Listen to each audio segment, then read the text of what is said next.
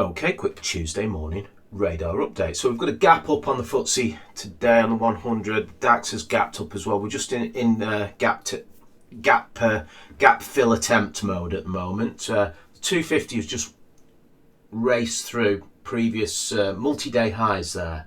Any back and fill will be very normal, and we're up on the small caps as well. Obviously, small caps at the lower end of the risk fountain. So we've talked about this gap down here being a very good sort of chart pattern, should I say, to catch everyone offside. Everyone who's traded on emotions, and everyone over the last sort of yesterday and especially last week, they could get caught out by this, and the market loves to do this. It doesn't mean it will stick, but we came into today after seeing this gap down expecting to see at least these people who've traded on emotions getting tested, and they're going to get tested. Well, they've been tested in the UK. We'll see if it follows through into the US. Let's just go through these markets one by one. We'll go straight to the transports leader. The transports had a huge move back and fill over. The markets I follow are still primary long bull mode. I know emotional traders will tell you the top's in again. The top's always in, isn't it? As they say. But when the top is finally in, it will. It never ends badly. It ends with risk management. I will get unwound out of my longs. I haven't closed any trades over the last week. Nothing has been tested. I have a stop in the market on every position I own. Nothing has been tested. There's a couple what are getting close. We will see. But it will free up heat for me to allocate to other ideas if it does close me out. In this thin market, I'm adhering to the sort of closing end of day type of stop, so I'm not getting spiked out on my account being front run by a lot of orders, basically.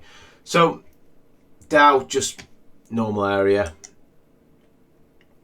S&P normal area, Nasdaq we're in mean trend now. Russell, obviously it's the weakest market. It's it's teetering on the edge of being sort of bearish, this one. Emerging bear, I would. It's teetering on the edge of being an emerging bear, but one market does not make a trend, and you're not going to look at the Russell for direction in all the rest of the markets, are you? No. As we're not going to look at the UK small caps for direction in the rest of the UK. No. So, not my game. I'll stay with the trend until the trend ends. No predictions, risk management in, no emotional sort of forced trades. Moving on. So I think I'll just quickly have a look. The metals and mining, it's just, a lot of these charts had a great trend. We took our piece. We tried to take a few more near the end. Usually you try and take a few swings or whatever, and they don't work out, and you go back to cash on those. And I limit the amount of money what goes into any sector kind of move.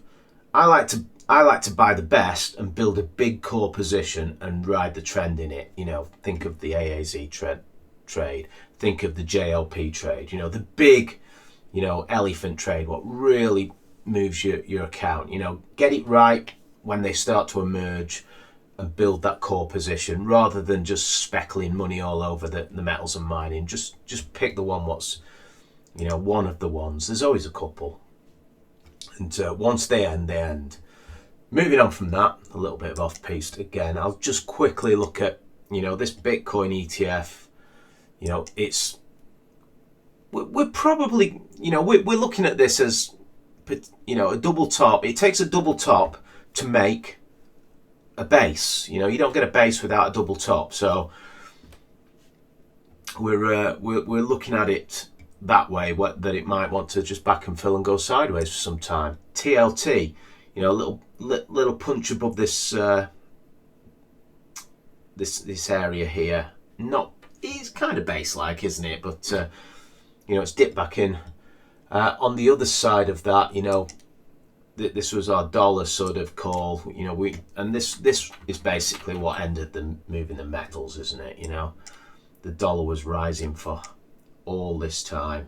It broke out as well, and the metals just really did fall off a cliff, didn't they? Or not off a cliff, but they ended up trading 6-month lows once, you know, the dollar was above here. So yeah, you know, these correlations, they don't always work out that well. If you can find some meaningful levels, they're going to work out better, and you can see the effect of what that's had. Moving on from that, I'm just going to jump straight into the volume leaders. I'll go into the large caps first today.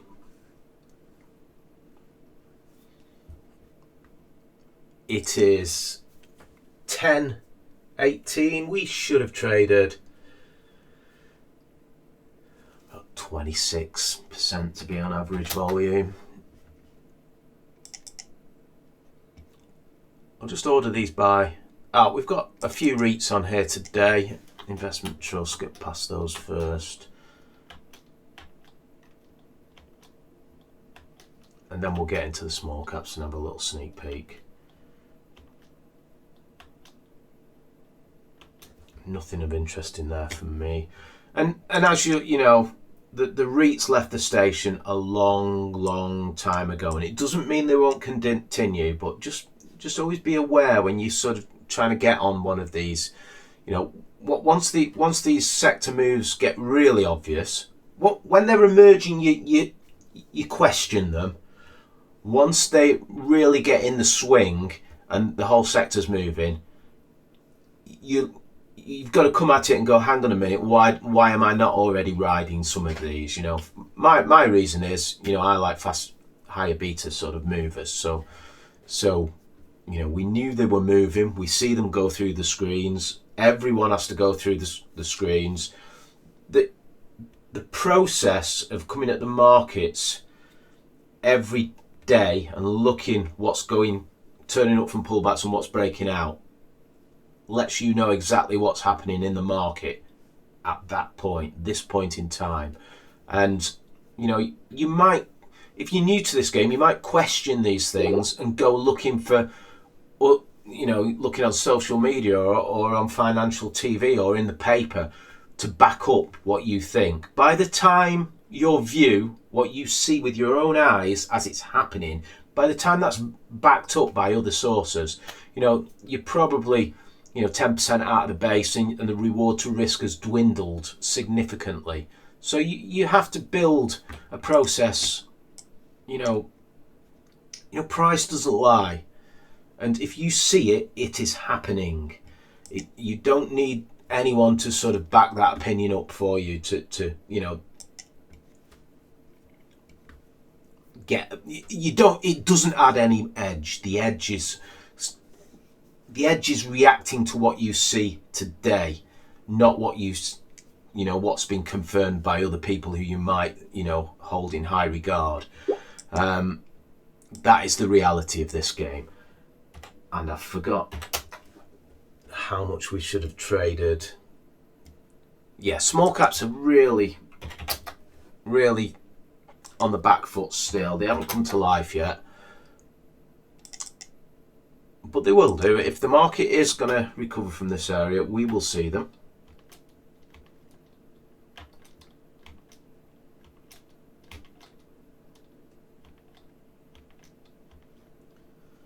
So a lot of off-piste.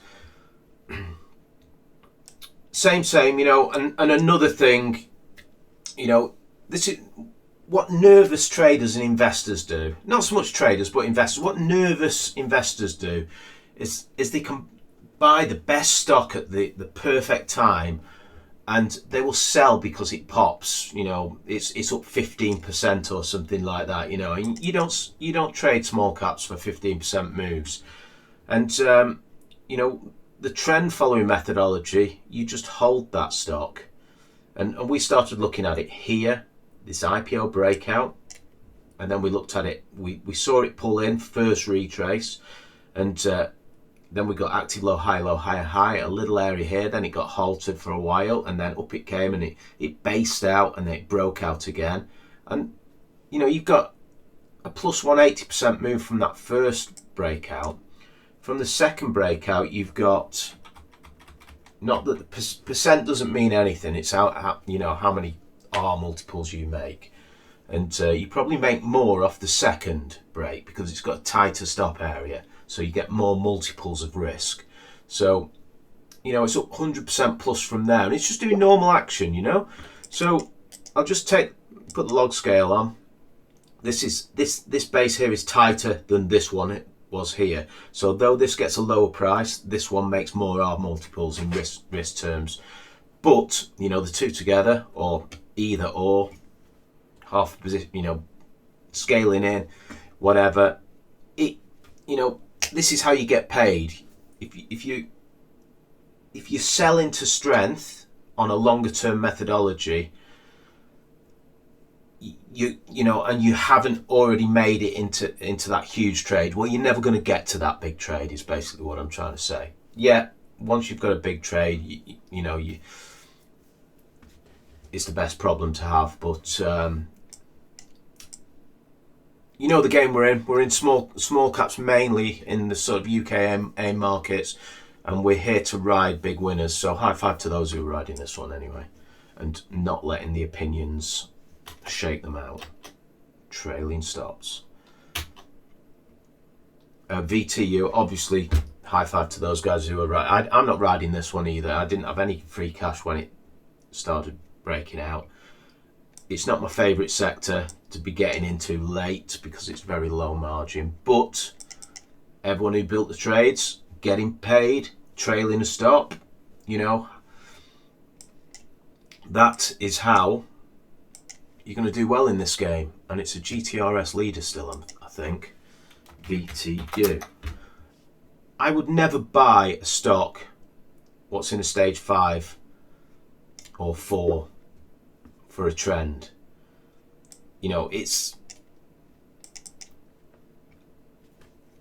the methodology is, we see it here, we see it on the first pullback, we see it on the, you know, right side of a base, we see it on the next breakout, we see another little base here, a little high in the sky base, then we get another pullback and it turns into a base, it breaks out, then we get another pullback, pullbacks and breakouts. But you've got to be, you know, just aware, stage 1, stage 2, stage 3, you know, I think we said this is the last place I get involved if I'm going to buy one of these, whereas, you know, I see 3 bases, the last time I will have a go at it is on the pullback, and it is working out well, isn't it, for those who got involved on that one. So that's quite a long update this morning, but you know, holiday week, expect a little bit of slow, drifty action maybe, but it's nice to see a pop in the markets. We'll see if we melt back up into a stable area. Okay.